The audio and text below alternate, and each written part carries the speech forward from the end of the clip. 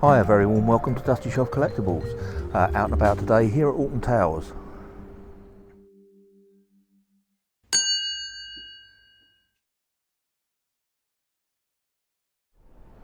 Yeah, hi, welcome to Alton Towers. So, yeah, here with the family. Been out, done a lot of the rides this morning. As you know, I love my roller coasters, so it's been absolutely fantastic. Queues are a little long, but it is the school holidays. Absolutely freezing. The weather's not too good. We've got wind and rain, but we still made the most of it, as you do at these places. But as I say, very busy with school holidays. So rather than sort of showing you around the rides, I mean that seems to be what most people on YouTube do. They take you around and show you the rides and show you what's going on with the park. I thought I'd take a little stroll around some of the other parts of Alton Towers, which sadly do get missed in this day and age, which is its very unique history. And especially if it's not somewhere that you would go to normally. I mean, it's very expensive to get in, and if you're not here with a young family or you're not into the rides and the roller coasters, to visit the park as it stands is probably not worth it. And it's sad because, you know, the towers are fantastic and the gardens are amazing, and it really is something that you know, it's sad that they don't open in the winter just purely for the towers and the gardens, so that just for people to come and have a look around the actual buildings. So some heritage tours would be really good. The gardens really are amazing.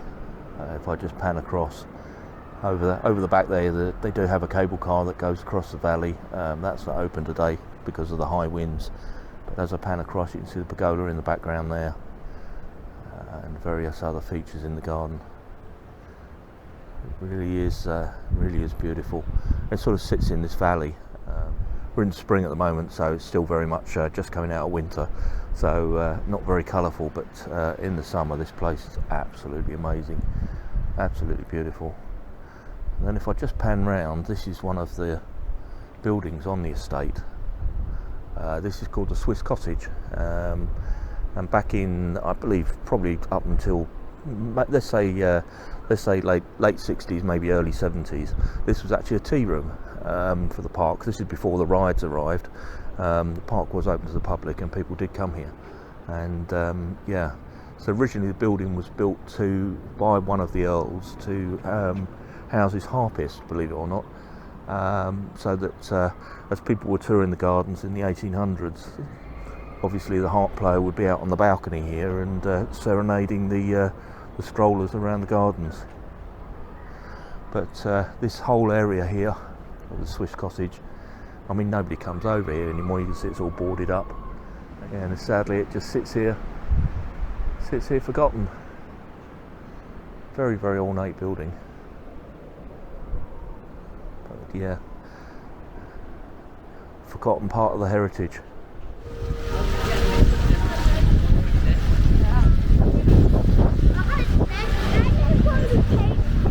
So this plaque is just on the side of the courtyard that I've just panned across, and it reads 160 Machine Gun Officer Training Cadet Unit.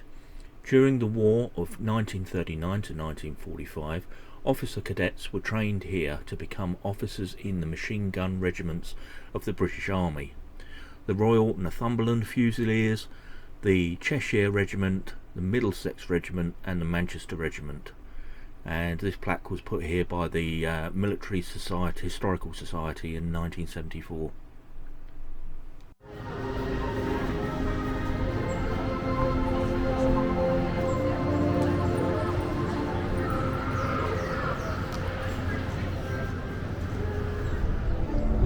This is one of the original entrances to the towers. You see there the hounds, the emblem of the Talbot family. Not sure how old they were, but I do remember them being here the first time I visited, over 40 years ago. And at that time, this door, which is now to the Hex ride, this was a gift shop in here, and has now been. They actually restored a lot of the building inside, redid all the ceilings, and refurbished it all. And then this became a queue line for one of the rides, which is at the back of the towers.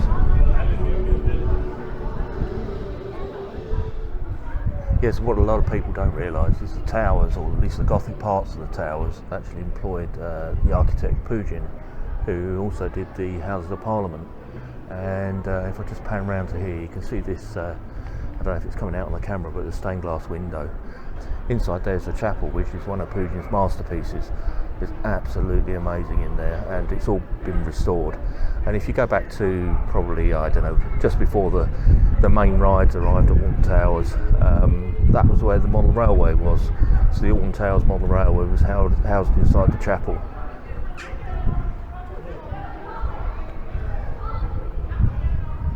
Yeah, sadly the towers are closed today. I was hoping to get inside and do some footage. You can climb up the steps and get up onto some of the roofing parts, but as you can see, I'm guessing because of the weather, it's a bit windy and rainy. Gets a little bit slippery up there, so yeah, closed today, unfortunately.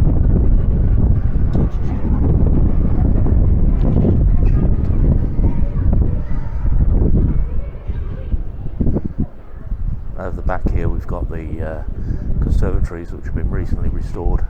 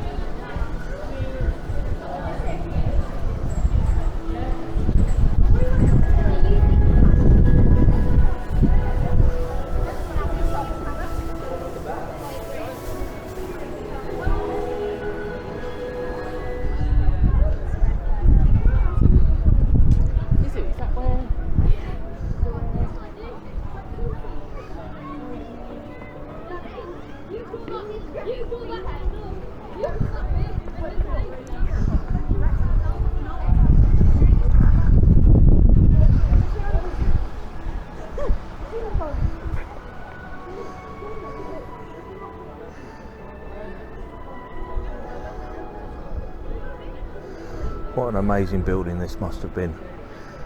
People don't realise that this was in a pretty good state up until the war, and during the war it was given over to military training, and then after the war the estate was bought by a consortium who stripped it and sold off everything, all the lead from the roof, all the windows, all the panelling from inside, and left it derelict as you see today. So it was still in the Talbot family up until 1924. But yeah, a very sad shadow of what it once must have been. I believe the tower over the back there, that's the oldest part of it.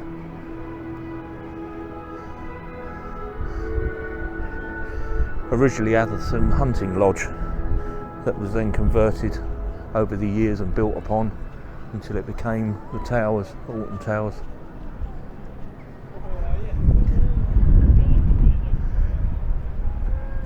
You see up on the roof there, the tower on top, the Gothic style of all of this, fantastic.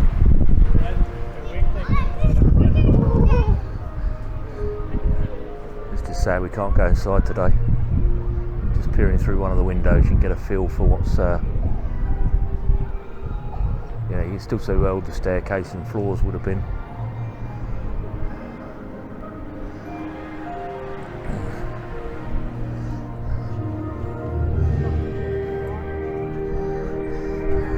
And this piece here is the iconic facade.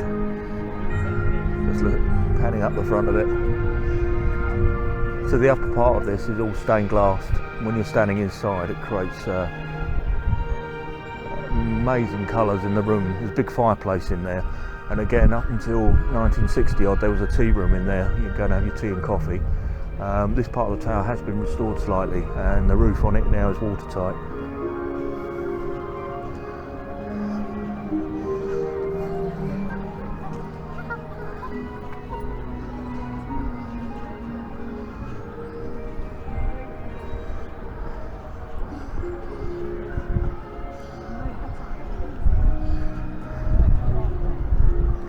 And then round to the side here,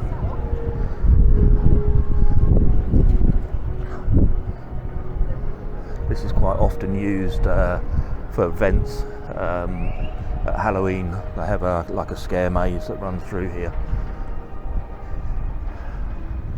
As I say, you know, if you come here on the right day when this is open, this particular tower on the corner, you can climb up to the top of that tower and you can stand on the roof of the building A lot of the rooms are open. I mean, there's nothing really to see in the rooms. It's beautiful fireplaces and things.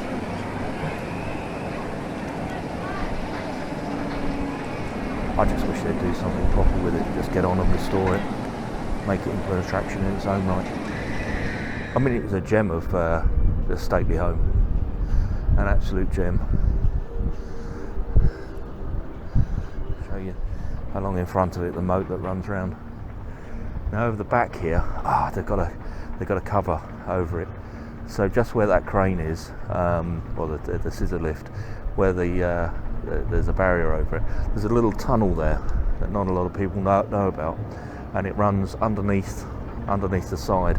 It's like a sort of back entrance or servant's entrance into the tower. On the right day again, when they're not building in this area, you can get into that little bit and see the tunnel. Absolutely amazing. So many people visit the park and they don't, obviously they see this as a backdrop, and they don't realise the rich heritage that is or was here or is here. I mean, I think it absolutely fascinates me, the history of this building, and the fact that you can get inside it on the right day and walk around it. I'd love to see them put the roof completely back on it. I'd love to see them restore some of the windows.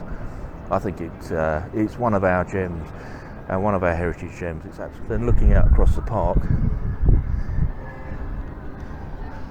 you see there's a lot of people here today. It's quite hard to film, to find somewhere quiet to speak on the camera.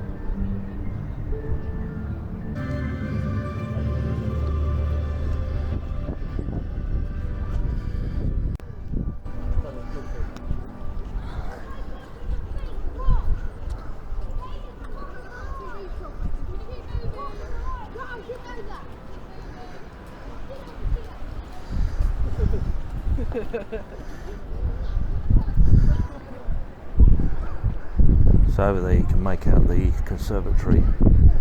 I think that was the 15th Earl. Hang on.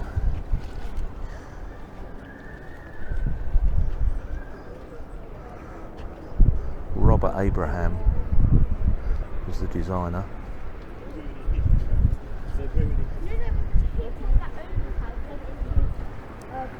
And there's a statue at the entrance to the garden. I'll just move along a bit so you can see the figure inside.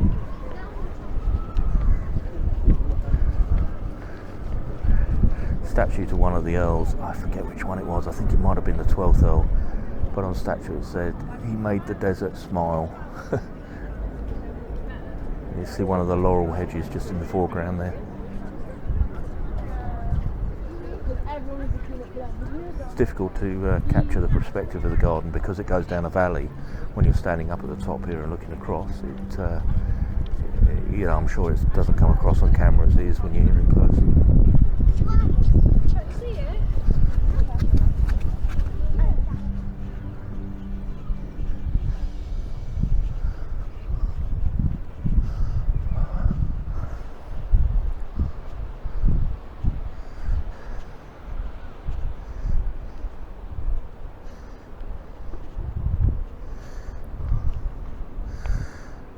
One of the waterfalls here.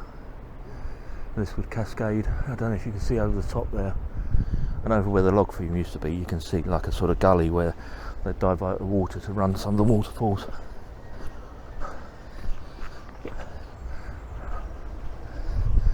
You see how amazing is this garden. I mean, like I say, it's the wrong time of year really to do this video. I might try and come back in the summer, but all of this is when it's in full bloom.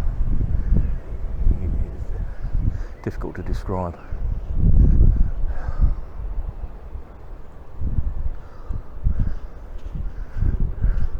Another one of their infamous or famous laurel hedges. Just go underneath.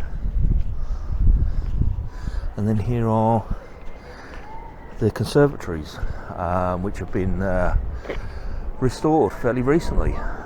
Just reading there, 2014 to 2018, 1.9 million invested from the English Heritage. Alton Towers Resort History and Heritage.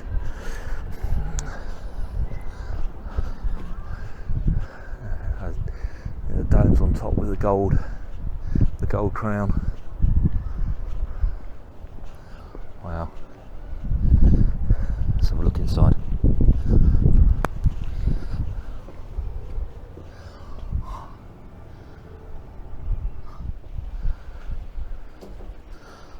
I've just made my way in here to try and get out of the rain. I got like a sort of gazebo part. The conservatory is amazing, look at that. Wow. As I say, the last time I came here, they did have one of these open, and they were selling some garden bits in there, but sadly nobody down here. And then looking back across the valley, you can see there the Swiss cottage on the hillside where I started this video. You can probably hear the rides going as well.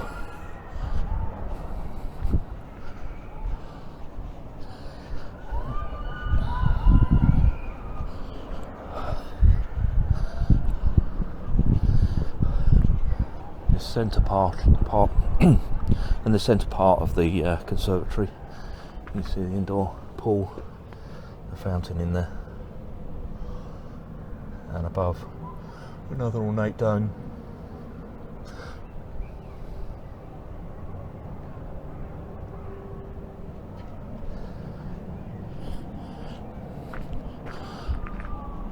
So Alton Towers, I mean, as I'm aware, has pretty much always been open to the public. These were pleasure gardens, and people would come and stroll in them, and they'd have fetes and boating on the lake and all kinds of things. Long before the rides arrived, this was always a hot spot for tourists. And it is considering it is really in the middle of nowhere. It's, you know, it's a long way from any cities, that's for sure.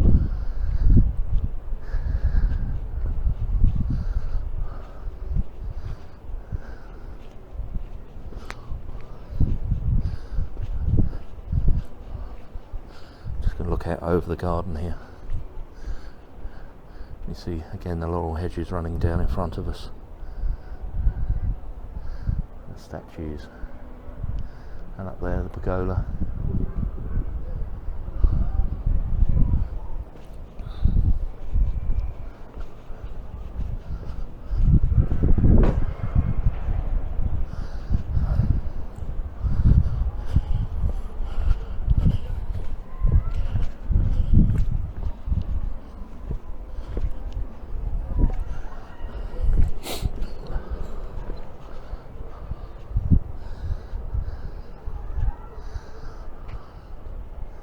I don't know how many of those hedges there are. There's 7 or 8 of them. Let's come down to the side. Yeah, 1, 7 or 8, 9 of them maybe. And they all form an arch over the pathway. But it is fascinating if you do get a chance and you can get here. I mean, look at under here, all these little follies, and amazing place. Let's get back down to the front here. Get a bit of vista on the conservatory. Some of these trees must have been here a good few hundred years.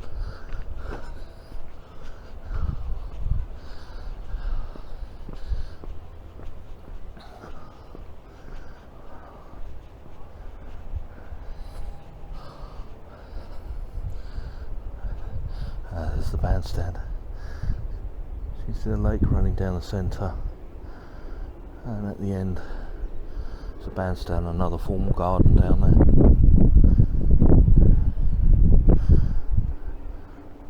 As I say, I kind of picked the wrong day to do this. It's very windy, a little bit rainy, it's extremely cold, And on a beautiful summer's day when all the flowers are out, this place would be very, very different.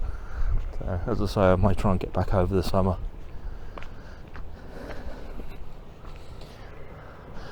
But I think the main point of this video is people pay a lot of money to come in here. It's very expensive to get into Alton Towers, and what you're paying for are the rides. You know, they've got some big roller coasters here, and today it's really, there's a lot of people here. Some of the rides have got 3-hour queues, and yet all of this is just sadly forgotten, and it shouldn't be. This is you know, a real national treasure down here, and yeah, I bet most of the families that come here, you know, they're obviously aware of the backdrop, but don't even give it a second glance.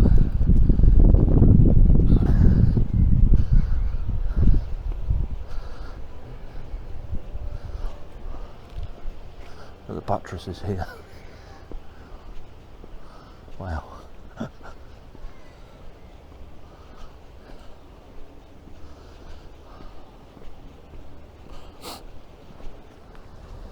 So I've often tried to work out when my first visit to Alton Towers was.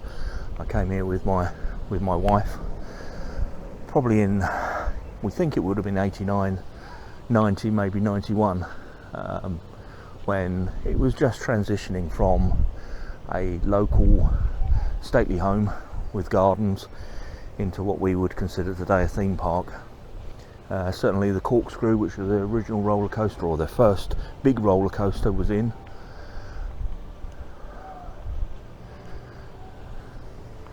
And I think I'd like to say that the gardens were still kept a little bit better.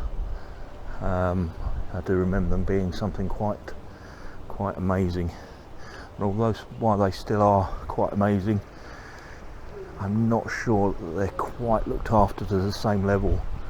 I mean, I think they had quite a big team looking after them back then. I mean, we are talking 35, 40 years ago. Look at the walls up here.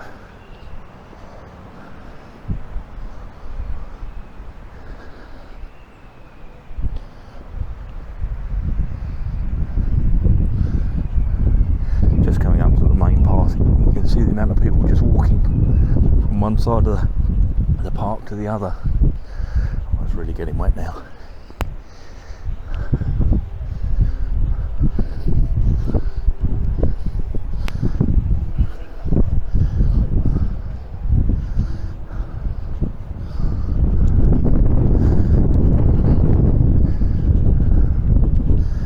Better view of the statue there.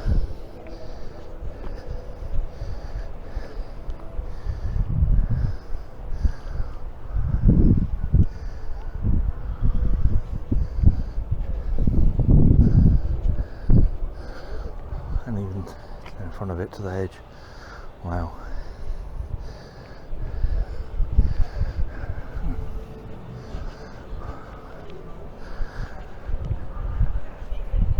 You can see the wall runs along here into these gates.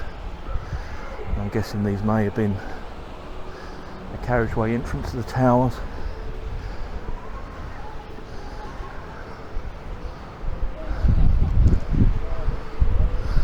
And you approach through this fascia,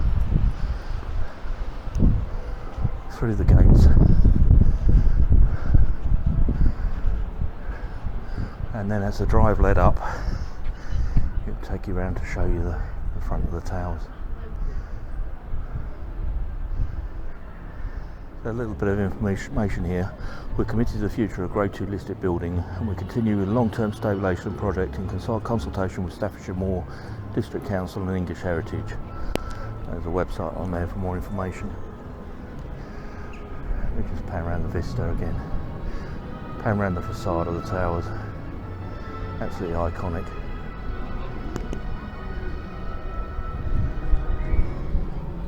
I really don't know anything about gardening, but look at that tree. I've never seen anything like that. Very strange. Another one here.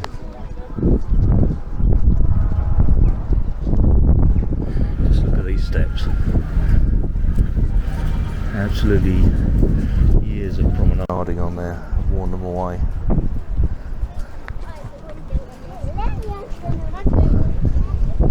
Unfortunately, this is all now sealed off. The railings round it in case you fall off of it, but this would have been a walkway of some form. You can see on the other side there, it walks along and sort of forms part of the edge of the lake. Obviously somebody slipped on it at some point. It's quite worn and quite uneven up there now.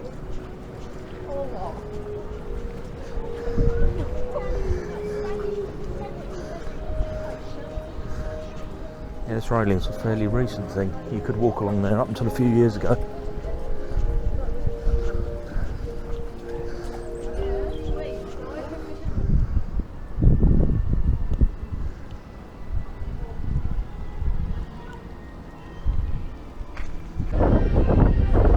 So exactly opposite the towers on the other side of the lake is this building here, which is the old stables, I believe. It's called the Courtyard. We'll just have a little wander around, I'll show you inside. Quite an amazing building in itself. Don't know much of the history about this building.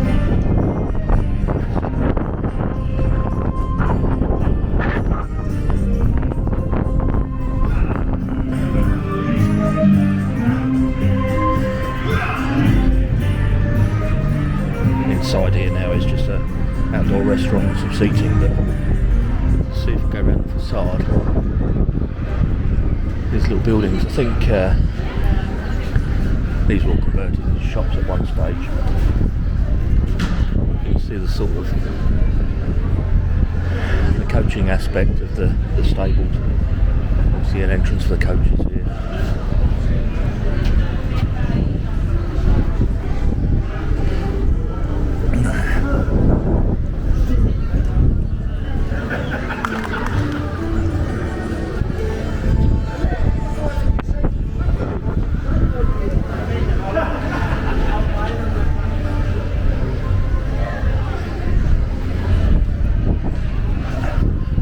Side again, high entrance way again, I guess, for the coaches.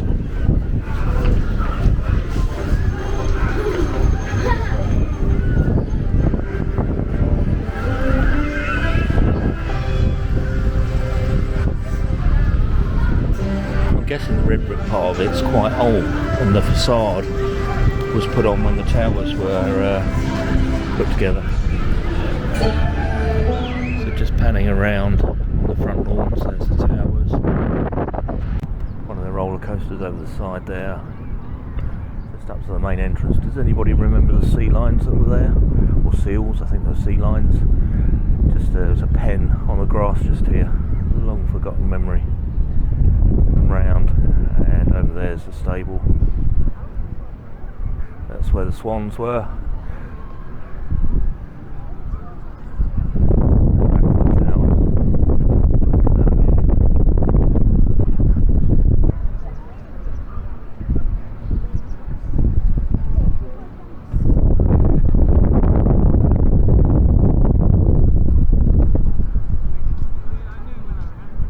Yeah, hi, thanks ever so much for joining me. So I'm going to wrap this one up because we've got a little break in the showers, which give me a chance to do a little bit of back to camera just to say goodbye. So yeah, thanks for joining me. I hope that was of interest. Like I say, I wanted to do a video that sort of looked at the towers, Alton Towers, in a different way, not focusing on the rides and the entertainment here, but more on the history and the culture of the place. So anyway, as I always say, thanks for joining me, and I'll catch you on the next one.